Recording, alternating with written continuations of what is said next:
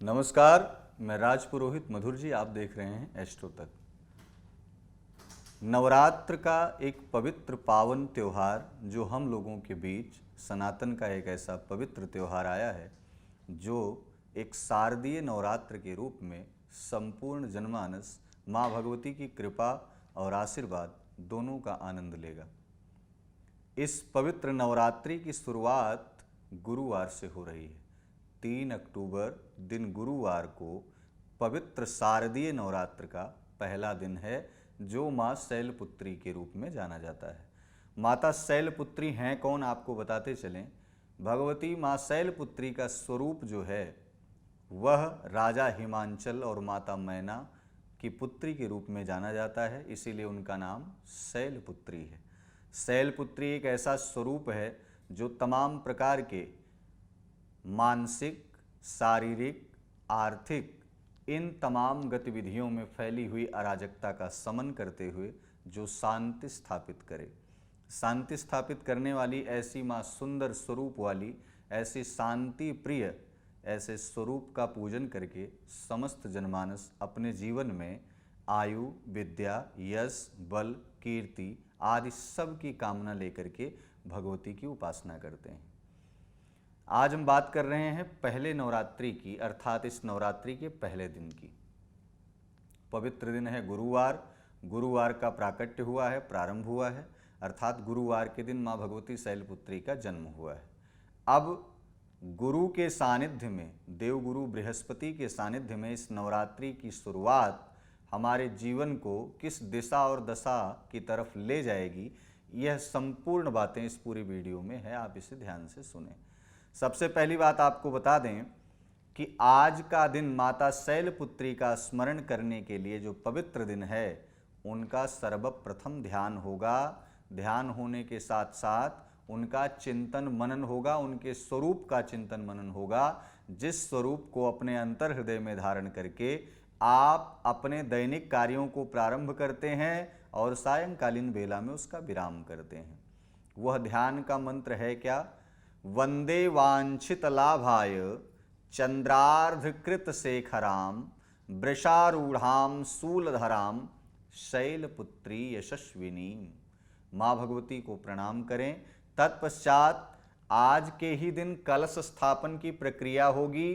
कलश स्थापन की प्रक्रिया के साथ साथ आदि जो वेदी या फिर माँ भगवती को जो आसन दिया जाएगा वह आज के ही दिन सब कुछ लगाया जाएगा।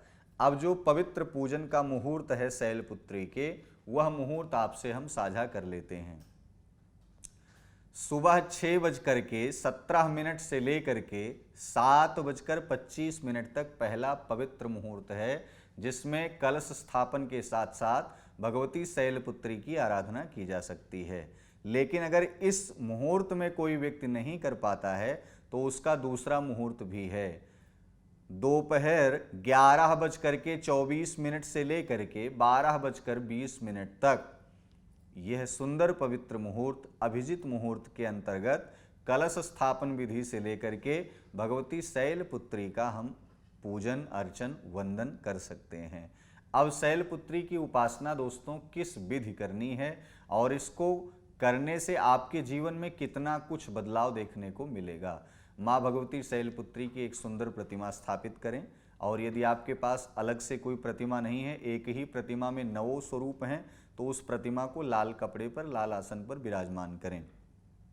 आज के दिन पीले वस्त्रों को आप धारण करें। पीले वस्त्र को धारण करने के साथ साथ अपने मस्तक पर पीला तिलक भी लगाएं। अब माँ भगवती के पूजन की बात करते हैं। मन से, वचन से, कर्म से आपको तीनों प्रारूपों से भगवती की उपासना करनी है। लाल आसन पर माँ भगवती के प्रतिमा को विराजमान करें। साथ ही साथ आज ही अपने दरवाजे पर सिंदूर और चमेली के तेल से स्वास्तिक का भी निर्माण करें। स्वास्तिक का निर्माण इसलिए करना है कि आपके घर के अंदर जो नकारात्मकता है वह पूजन से तो समाप्त हो जाएगी, लेकिन जो बाहर से नकारात्मकता आ रही है वह आपके घर में प्रवेश ना करे। इसलिए माँ भगवती के सुंदर पार्षद काल भैरव और हनुमान जी को स्वास्तिक के रूप में आप अपने दरवाजे पर ही स्थान दें। तीसरी जो सबसे बड़ी बात करनी है वो क्या है, आज के दिन क्या है, वह ये है कि आम के पवित्र पल्लों से, आम के पवित्र पत्तों से उस पर स्वास्तिक का निर्माण करके या फिर मां भगवती के बीज मंत्र का लेखन करके, बीज मंत्र का लेखन लाल चंदन से अनार की कलम से करना है। और लिखना क्या है? ओम ह्रीं, ओम ह्रीं, ओम ह्रीं, अर्थात 7 पत्ते होंगे या फिर 9 पत्ते हों या 11 पत्ते हों, उन पर लिख करके लाल धागे में बंधनवार बना करके आप उसे अपने दरवाजे पर टांगें। ऐसी क्रिया करने के तत्पश्चात जब आप पूजन घर में पूजन आसन लगा रहे हो तो पूजन आसन लगाते वक्त आपको यह ध्यान होना चाहिए कि भगवती की प्रतिमा को, उनके सुंदर दिव्य स्वरूप को हम किसी चौकी पर लाल आसन बिछा करके ही स्थापित करें। साथ साथ भगवती का त्रिशूल होना चाहिए, एक झंडा, एक पताका होना चाहिए, साथ ही साथ घंटी होनी चाहिए और दिव्य अखंड दीप को स्थान दें और कलश को स्थान दीजिए। यह संपूर्ण पूजन करने की जो विधि है, इसको अपनाते हुए अब आप पूजन की तरफ आगे बढ़ें। पूजन में ध्यान रहे कि धूप दीप नैवेद्य करने से पूर्व आपको जल से स्नान कराना होगा। दूध, दही, घी, मधु, शक्कर, इन 5 अमृतों को मिला करके पंचामृत बना करके भगवती को शुद्ध स्नान कराना होगा। और यही पंचामृत स्नान कराने के तत्पश्चात आपको शुद्ध गंगा जल से स्नान कराना होगा और मंत्र बोलना होगा, गंगे च यमुने चैव गोदावरी सरस्वती नर्मदे सिंधु कावेरी जलेस्मिन सन्निधिम कुरु। इस महामंत्र को पढ़ते हुए भगवती की सुंदर दिव्य प्रतिमा को, विग्रह को आप स्वच्छ करें। तत्पश्चात आप सुंदर वस्त्र को चढ़ाएं। वस्त्र लाल भी हो सकता है, पीला भी हो सकता है।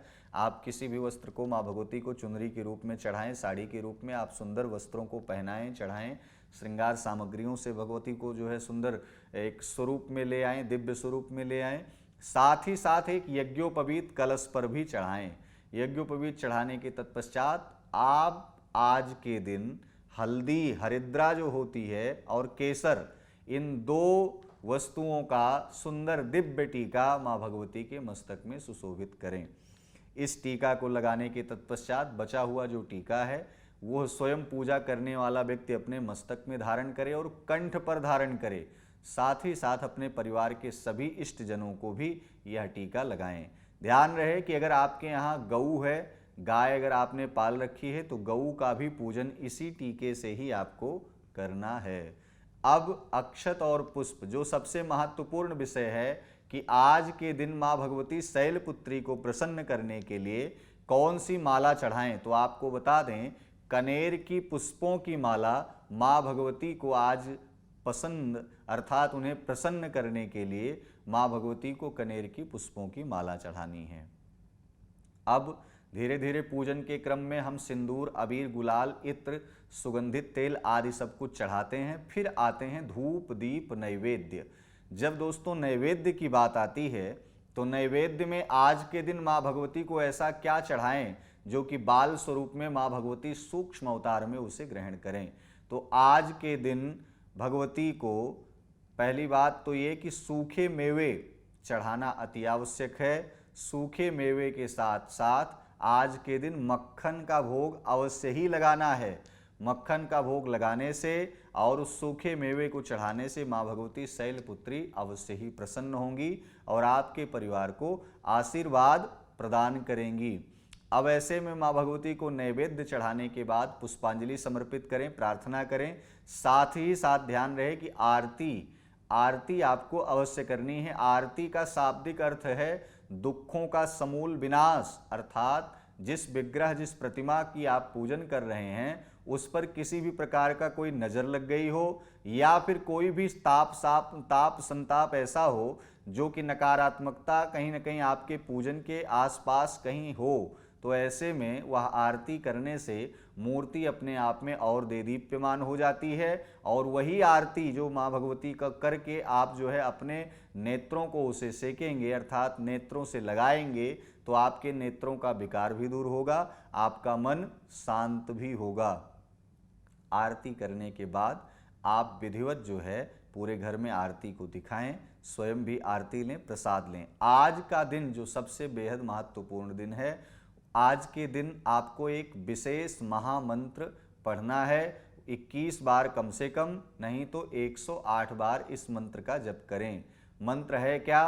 सर्व मंगल मांगल्ये शिवे सर्वार्थ साधिके शरण्ये त्र्यंबिके गौरी नारायणी नमोस्तुते।